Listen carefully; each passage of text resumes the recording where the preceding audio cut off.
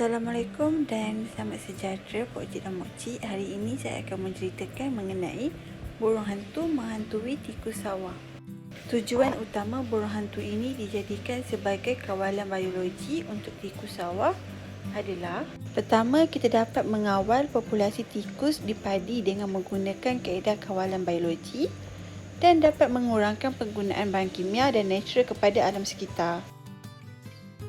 Burung hantu ini merupakan kaedah kawalan biologi. Kaedah kawalan biologi adalah bersih, selamat dan mesra alam. Kawalan biologi akan dapat mengawal pencemaran alam kerana tidak lagi perlu menggunakan racun. Seterusnya, burung predator yang makan daging dan ikan di sekitar kawasan kebun dan sawah padi. Burung hantu ini sebenarnya dikenali sebagai pungguk jerapang. Pungguk jerapang ini turut dikenali sebagai helang kucing ataupun campur kubur oleh warga tempatan. Spesies ini dia agak berbezalah dengan yang spesies lain dari segi ketinggian dia, saiz badan dan warna bulu.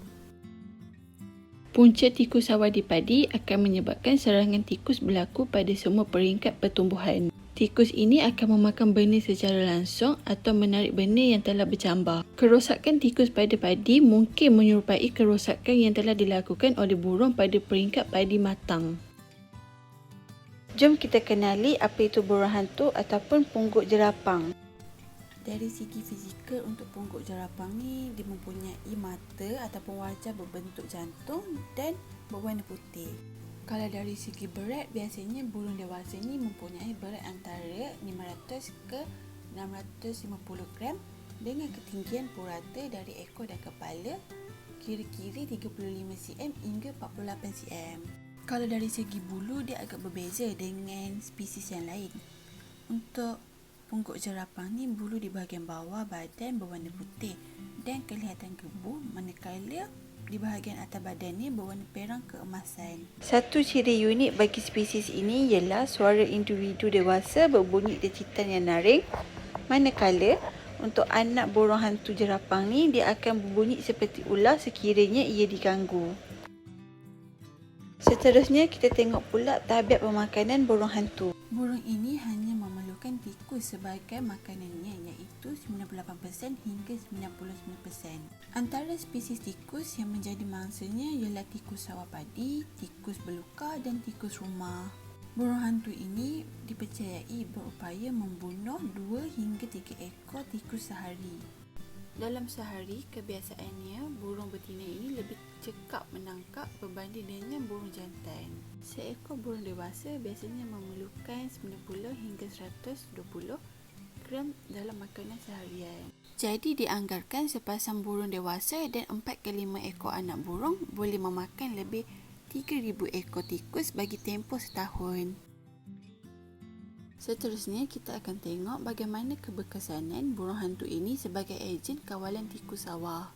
Burung pemangsa ini merupakan burung yang aktif mencari makanan pada waktu malam. Tikus sawah juga biasanya keluar dari lubang sarang pada sebelah malam untuk menyerang tanaman.